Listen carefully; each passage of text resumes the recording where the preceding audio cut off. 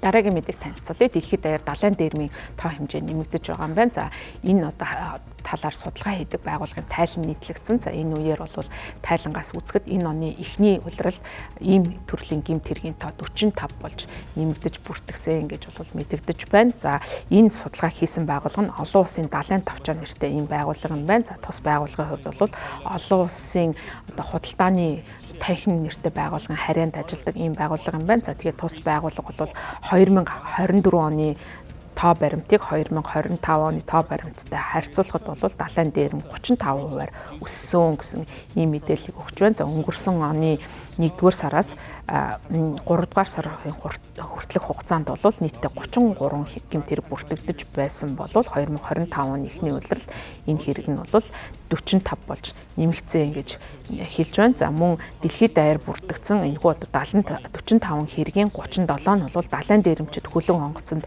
орж чадсан. За дөрөвт нь бол хүн барьцаасан.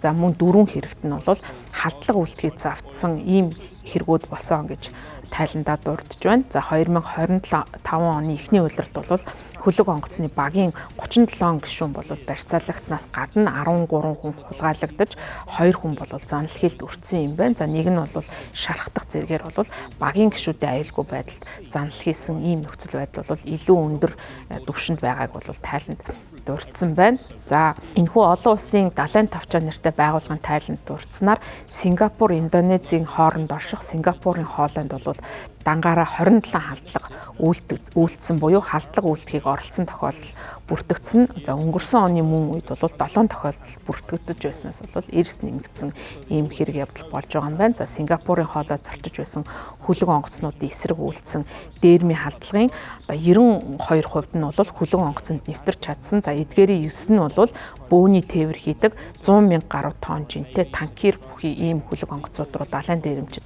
халтсан гэж тайланд дурдсан байна. За энэ одоо Сингапурын ойролцоо бүс нутагт гарсан далайн дээрмийн халдлагын 14 тохиолдол нь бол галт зэвсэг ашигласан юм байна. За харин 2024 онд бол дэлхийд даяар бүртгэгдсэн одоо энэ галт зэвсэг ашигласан дээрмийн хэрэг 26 гарч байгаа. За үүнийх нь талаас илүү хувь нь бол зөвхөн энэ бүс нутагт ноогдож байгаа юм байна. За энэ тайланд бол энэ дэлхийн одоо хамгийн их тээврийн одоо ачаалал явагддаг тээврийн замуудын нэг болох Сингапурын хоолойд бол далайн дээрэмчид нэмэгдэж байгаа нь бол их ихэн одоо төгшөр төрүүлж байна. За гэхдээ ямар шалтгаантай вэ гэдгийг нь бол одоогоогын байдлаар тогтоогоогүй байгаа юм байна. За ингээд энэ бүс нутагт бол далайн дээрэмчид нэмэгдэж байгаа нь бол усан замаар одоо аялж тээвэр хийж байгаа далайчтай аюулгүй байдлыг одоо хамгаалах заашгүй шаардлага байгааг харуулж байгаа учраас эдгээр онц чухал ач холбогдол бүхий далайн замуудын аюулгүй байдлыг хангах нь чухал. За мөн үүний зэрэгцээ далайн тээврийг хийж байгаа багийн гишүүдийг хамгаалахад шаардлагатай бүх арга хэмжээг